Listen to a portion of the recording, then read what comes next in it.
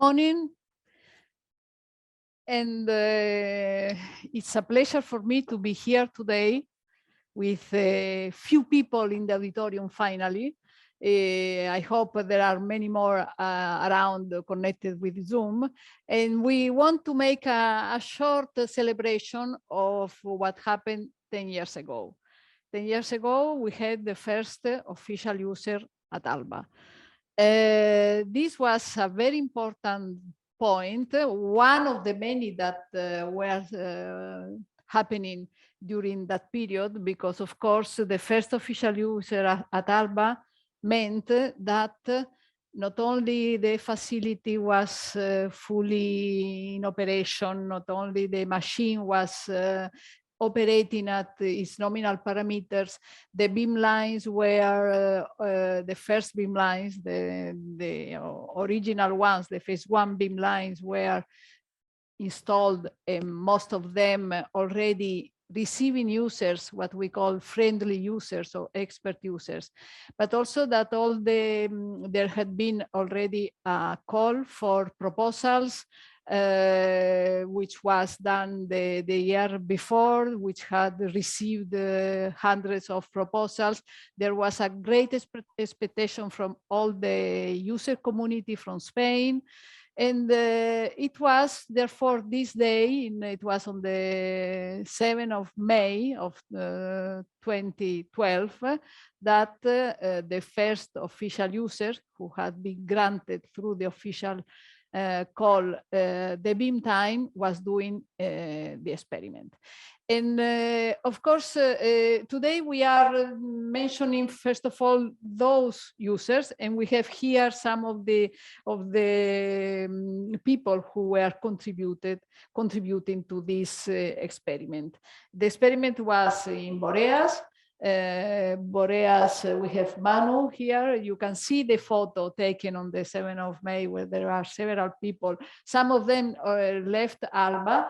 Some of the people who have left ALBA are now connected with Zoom. Manu was there and is still here, and I hope for a long, long time. We had our first user was a student at that time, or PhD student. His name is Eduardo Solano, and you know he is now one of our important person in this moment in NCD, and also helping for 3S bar. So, he was PhD in ICMAB, and we have, I think, Xavi Obradors, who has gently accepted to be here today because his institute was the first official user of ALBA, and the relationship with ICMAB has become stronger and stronger during these 10 years, and we hope that it will become even stronger in the future. And we have we wanted to make a short event, so we have not invited everybody. We have not here the representation from all the beam lines, but we have asked Judith to join us. Also, she was here from the very beginning, and we wanted to remember some of the facts that were happening in that day. I want to add a personal element to this day. It was, for me, that day was the first time I came to ALBA. I had been interviewed a few months before from the selection committee, which was looking for another director. And on the 7th of May, I came to ALBA for the first time, accompanied by Ramon, by Salvador, by Gaston, and I did a tour in the experimental hall, which for me was completely new. I was really impressed by this. And passing by Boreas, I saw a group of people, and they told me, okay, we have here our first official user, and they were making the photo and making some brindis with cava. So I had my cava, my first cava in ALBA that day. So it's also, for me, it's a celebration because it's 10 years I've been now around in ALBA. So let me ask some of you, please, if any of you want to ask questions and want to intervene, you are more than welcome. But I wanted to, first of all, to ask our PhD student, Eduardo, ex-PhD student, what the experiment was about. Well, the experiment was in a collaboration with the ICMAB and the University Autónoma of Barcelona. And we were working in a project together, a very nice project that has been evolved during the last years. Xavier probably will tell you more details on this. And the main project was to make magnetic nanoparticles to be introduced into superconducting layers to improve the efficiency of the superconducting layers. The problem was how to make these nanoparticles compatible with the YBCO layer. So I went to other synchrotrons because ALBA, of course, was not operational yet. And I went there to measure absorption spectroscopy. I measured also the nanoparticles with neutron diffraction in order to characterize the chemistry and the composition and also the structure. But there was something missing. That was the magnetical properties of the nanoparticles. But that time also, I met most of the people working here because I was doing a master thesis also here together with Manu. And I met most of the beamline staff that are now and most of the technical staff that is also now in the office. And by that time, we submit one proposal with Manu. And then we were granted with this beam time, and we wanted to analyze the magnetical properties of these nanoparticles, especially as synthesized and after all the process of putting them inside the superconducting layers. At that time, also, the ALBA was new. It was very funny to start working here, especially because the previous year I was just a student. Then I jumped to PhD student, and I was able to come here the first time, and a lot of people were passing by the beamline, and I still remember that, trying to understand what we were doing there, and I was trying to understand what were doing there, because it was really complicated to understand what was the electrometers, how they were working, the control stuff. A lot of people was really, really involved in this and were really kind to help all the time, and really very nice people asking. So the experiment was, the science was successful, of course, but I also have to say thank you to all the people that was around, all the people from the offices, all the people from the technical staff, administration, management, everybody. But especially I have to say, now that I have the opportunity, thank you to all the scientists that were teaching me during the master, because thanks to them, I was increasing my curiosity. And thanks to them, I'm here now together with them working at ALBA. So I know that you asked me about what was the science about, but I decided to also dedicate some words to these people that really are around here today. Thank you, Eduardo. And Manu, how was your experience with your first experiment? This is already open? I think you should open there. Yeah. So actually, I was having here the first logbook because my memory is not as good now. But I remember many things. I was remembering that Caterina was passing by that day. And I remember a meeting in ICMAB with Xavier and Teresa Puig, Mariona Cole, other people to discuss these experiments and yeah, investigating the magnetic properties of the nanoparticles and also the magnetic response from the YBCO superconductor itself, where it was also investigated.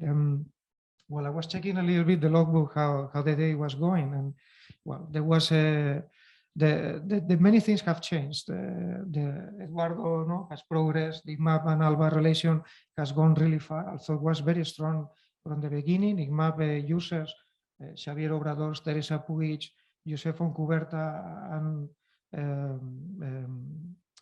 well, other users from ICMAB, Carlos Frontera, were very important in the very first year or years of the beamline, but also of other beamlines like in CIRCE. And well, the work of controls accelerator was very intense these days. I remember I seen on the records we had a beam lab on the first night, but in the following morning, the people has already the machine already operating again. Some controls people were coming to solve issues during the beam time. So well, it was a challenging time for many people. It was also a transition period for many of us. I was getting in charge of the operation of the beamline after the former beamline responsible was leaving. So I think it was a very challenging times. And we, the people at the Vinlines, we had to demonstrate that the users that have been waiting for the synchrotron to deliver, well, the kind of experiments that they're needing to advance their research, that we're able to do it. So it was a challenge at the personal level, at the facility level. And I think seeing how the performance of the Vinline is now, we have gone through a lot. And I think this is a successful story. Yeah. Thank you. I don't know, Judith. No, I will ask now Xavi. You are here, of course, because you were the first, but as representative of all our users, I would say all the institute. And I wanted to ask you, first of all, which was the expectation as an institute of research of what ALBA was able to offer in that moment, and how has this evolved during these years? Thank you very much for inviting me to come here, and I am really extremely happy to have the opportunity to express the view of the people of IMAP concerning ALBA. I would say that 10 years is only the last step. For us, IMAP is more than 35 years old already. Myself, I was nearly at the beginning at the Institute. And since the beginning, I had already contacts with synchrotrons. Actually, in Frascati was my first visit for a synchrotron. And I think we had always the vision that the material science would strongly benefit of having a synchrotron around us. And I still remember Ramon coming one day saying, okay, we should do that. And of course, the more enthusiastic people, I think, was the people from ICMAP. So since the beginning, not only the last 10 years, it was very happy to have the opportunity to be the first doing the experiment, but I would say that at least 10 or 15 years before, we were already pushing the idea of having a synchrotron around us. And so I would say that a lot of people, so you have mentioned the users, but I would say that even people in the design, in the proposal, in combining our administrations and so on, we have always been very happy to have the opportunity to be around with the Synchrotron Radiation Center. The last 10 years, when you invited me to come, I said it's not possible that 10 years have already gone, so time is running very, very fast. But it's also sure that I still remember this experiment when we were just finding the people discussing and so on, and had the opportunity to have this experiment.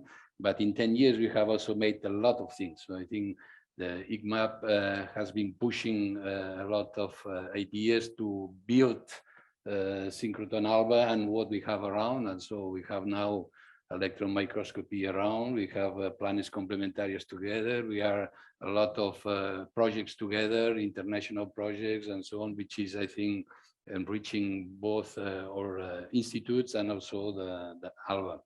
And so my wish or my vision is that we should really still go farther than what we have now. And I'm sure that in ICMAP you will always find a lot of support for that. As you probably know, we have in mind this idea of having the ASTIP and Comtech and other research centers which are sharing new instruments and new people. I think this is a very good opportunity to become at the level of the best European installations on synchrotron, material science, nanoscience, and so on. We have already in the campus of Terra enough institutes which are well prepared, both in the materials and nanoscience, and also in the bio sector as well.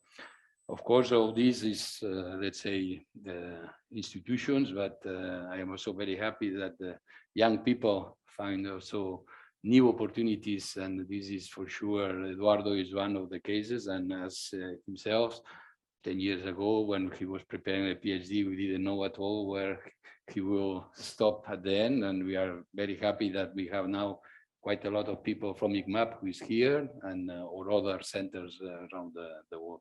And so I didn't know that you were here since 10 years as well. And so I would acknowledge the role that you are playing in order to promote this strong collaboration with the Severo Ochoa centers and so on in the campus, which are very happy to further push the collaboration in projects, in transferring people, joint experiments. I think at present, IGMAP is the institute who has more publications in sharing with ALBA, and so I hope this will continue in the future. So thank you very much, and we'll be very happy to continue to support ALBA, and I hope that in the next 10 years I will be able to see still how the things have evolved again. Thank you. Thank you, Xavi. And talking also of the others let me ask one thing too. I see there Maria Jose, who is the recently appointed new user office responsible. Our user community, how has it evolved in numbers from that period to now?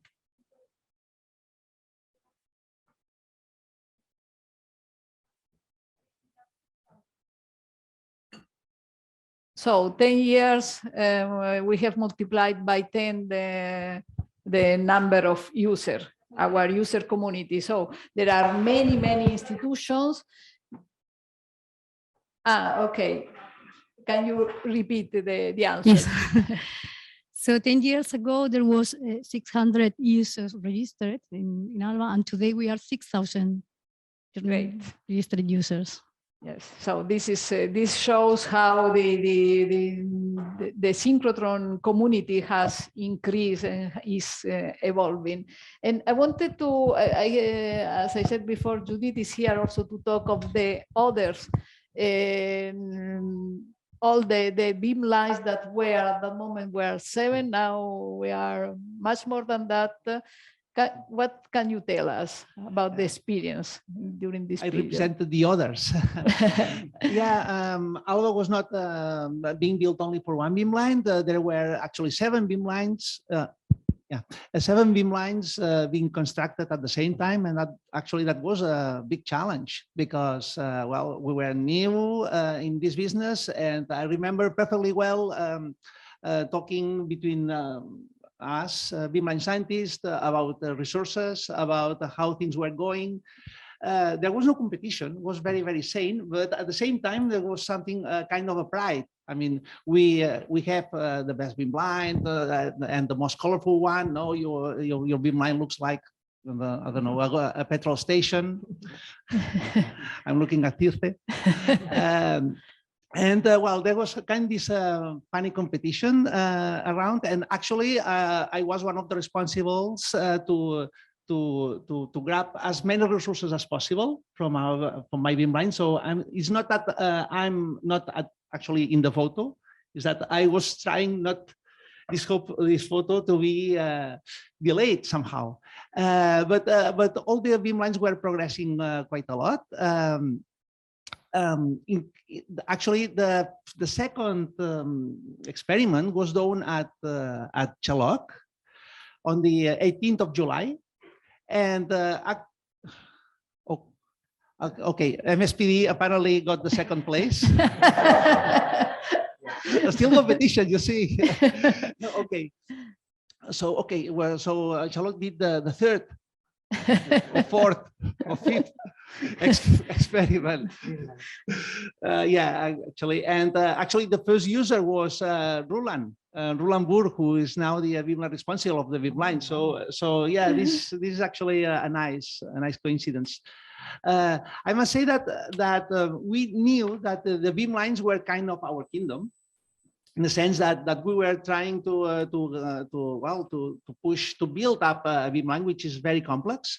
But we knew that the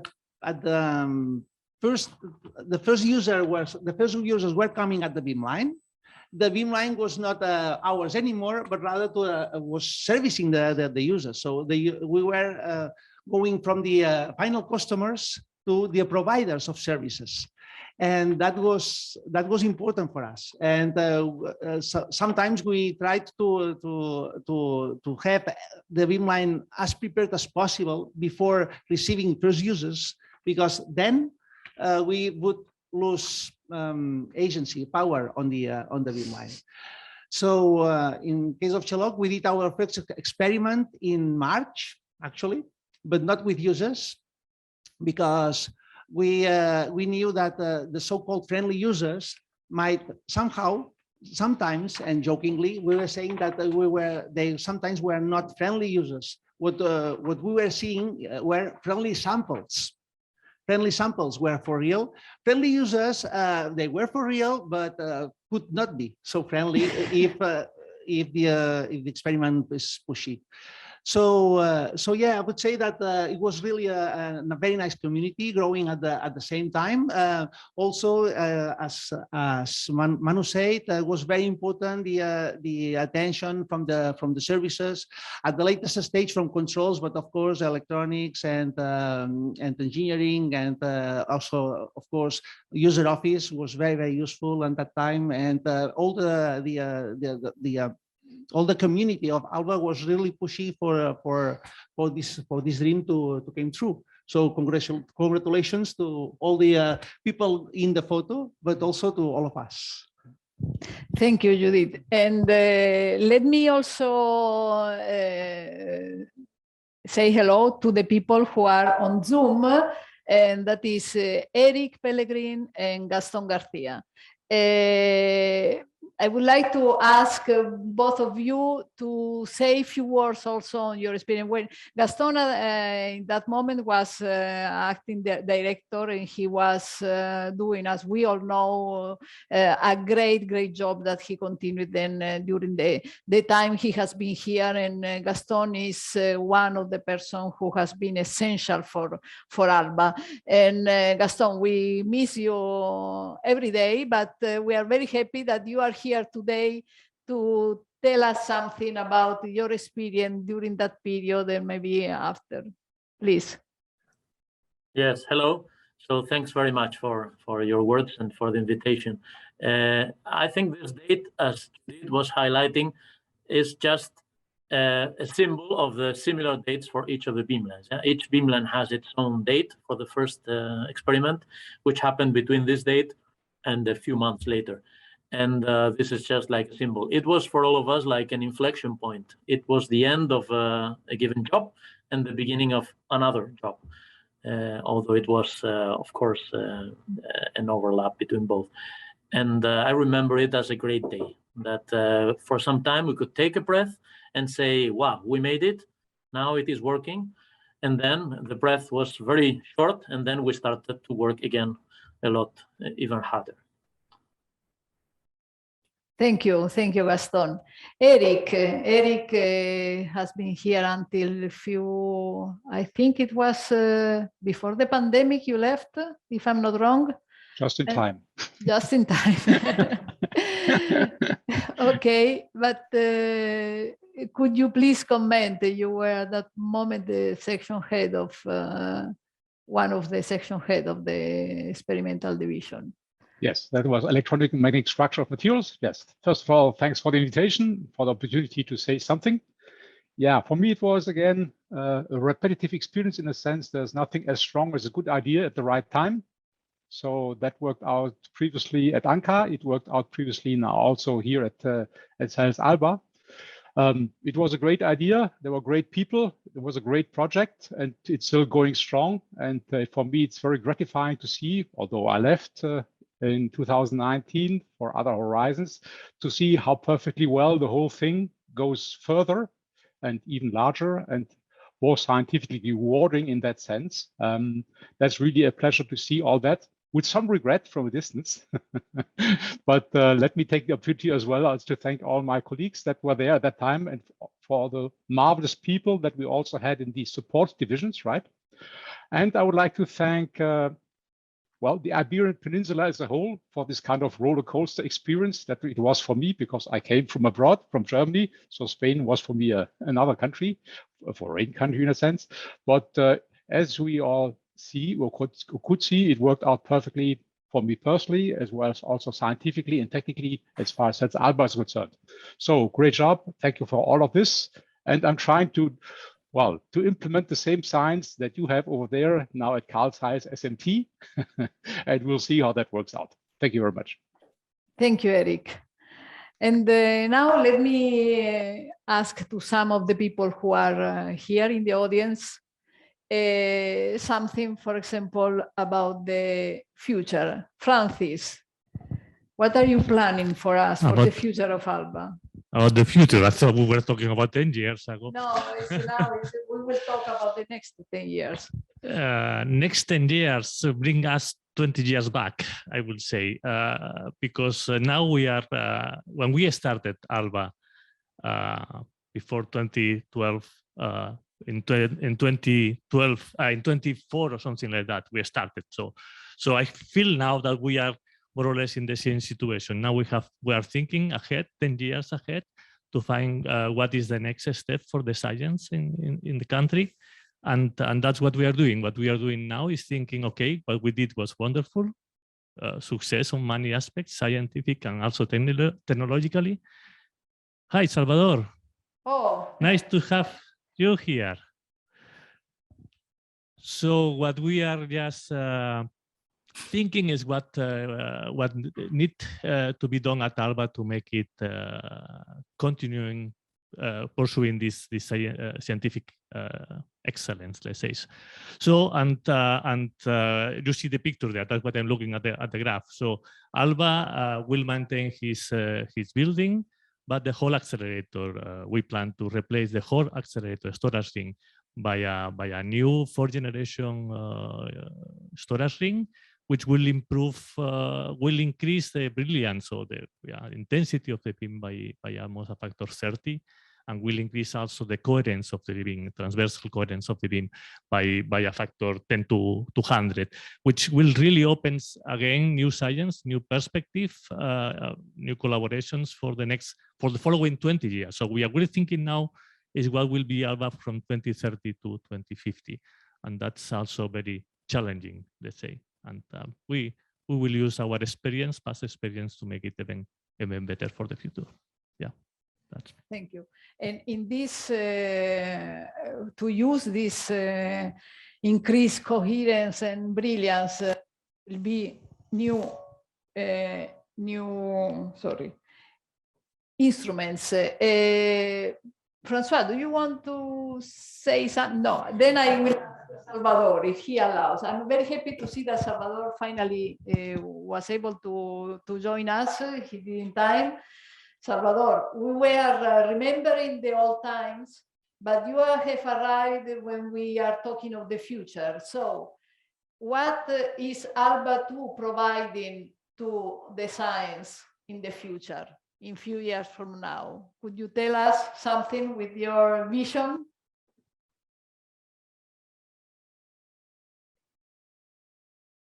Still muted? Now. Now. You're yes. saying nice to be here, nice to see Caterina, Gaston, Eric, and many others. That's a nice thing, a flashback. That is very nice. For those who are new, I can tell you that before the 10 years, there was an inauguration, and in the inauguration, there was a bell from a cow, a Swiss cow, that is hanging in the passerella, next to the passerella in the first floor. And that was a gift from the first SAC, the second SAC chairman. Okay, what is going to happen next 10 years? Well, it's easy to predict. I mean, the optics has improved a lot in the last decade, and now, you know, the slope errors of the mirrors, the roughnesses and all that are 1 order of magnitude better. Means that the beam also is going to be in the horizontal about 10 times smaller. So it's clear that all the things that have to do with brilliance, focusing and all that will improve. I mean, when we say nanoparticles, we still work with micrometric particles, in fact, or hundreds of nanometers, and slowly we are going down to the real important particles, which are the real nanometric particles of 2 or 3 nanometers in diameter. That's slowly getting closer and closer. And then comes the coherence, of course. All the coherence is still underdeveloped everywhere. And this is certainly going to come. I mean, the same way that the coherence has been exploited in visible optics with lasers, Then with X-rays, we will do coherent experiments as the time correlation experiments, and then diffraction experiments with coherent diffraction, for seeing fluid fluctuating systems and things like that, holography and all these things. That, of course, will go ahead for sure. So all the diffraction is going to win, and the imaging is going to win, which is, is certainly a big step forward. That's the way I see it. Thank you, Salvador. For the moment. Good. And well, I think, is there anyone who wants to add something? I see Oscar there. You want to say something about which was the status of the controlling of the data, especially at that time, 10 years ago, how it is now, and how you see it will be in 10 years from now? Well, I have to say it was never easy, but the things are changing, and what I can see is the future challenges that comes. I can represent somehow the people that were behind the scene, trying to get all the system that Judith was mentioning, on run, or trying to put some kind of services to make all these things running. But I can see in the future the things will change somehow, because we have to put more in the front, because the IT, for example, the quantity, the data explosion that it's now being said, the quantity of data we will generate, how it has to be analyzed, that will make also a challenge for us to make that a reality in the future. And also, I think this will be also the kind of relationship with the users will change, in the sense that we want to promote these remote experiments, but that involves a lot of automation, and it involves understanding better from our side, what is the science about it. And this, I can see this a big change for the future. Thank you. Just one other thing, we have been talking about the users, our user community. There are the industrial users. I see there, Lucia, you had, if I'm not wrong, the first industrial user. It was not 10 years ago, it was 9 years ago, but this is what I've been told. You remember? In June, maybe. in June 13, I'm not sure. Henkel probably, no? With some coating. No, it was a company of semiconductors, which I'm not saying the name. Okay. But okay. I mean, this is also a community which started some time later, but has been increasing. And with this, I think, well, we have been talking of the past, of the present, and the future. Xavi mentioned the plans for the future of our idea of doing this ASTIP or whatever it is, but a park of new institutes nearby ALBA. Let me mention that we will have probably before the shutdown, the official signature for the plots that are going to be assigned to ALBA, these plots that you see in this picture, which is on the slide. So this is something which is going on and is opening real new perspective, not only for what will be ALBA 2, but also for the collaborating institutes around us, because we aim to build there a park, a scientific and technological and innovative park. And with this, I would like to close here, unless Ramon, who is here, wants to say the final word. Just if you want to say something to close, because you are the beginner of ALBA, and I think having a few words from you now is a pleasure for all of us. Okay, thank you. I'm sorry. After hearing everything you've said, I came to my mind that before the approval of ALBA, I had a meeting with the Spanish users of synchrotrons, of other synchrotrons. I remember very well that they told me that it was nonsense to make a synchrotron. One of the users, that is a very important scientist, told me, look, now I go to ZESI and they give me time for 1 day, and I go there and I make the experiment. What will happen with the new facility we are projecting. I will come and that day the machine will not work. What will I do? And my answer was very clear. This exactly the same that if you go to DESI and that day the machine at DESI doesn't work. So I want to say that during 10-day year, many people like Salvador and Joan Bordas and probably Xavi, where they have the idea of making a synchrotron, but what now is very clear, at that time was very, very dark. And everybody was convinced that this will never happen. And so it's a success to see that you are a synchrotron that works with a performance equivalent to other synchrotrons around the world. I think that is a success that is the merit of all of you that have been working on ALBA. Thank you, Ramon. And now we can go outside and enjoy a cup of cava to celebrate the game. Thank you. Thank you.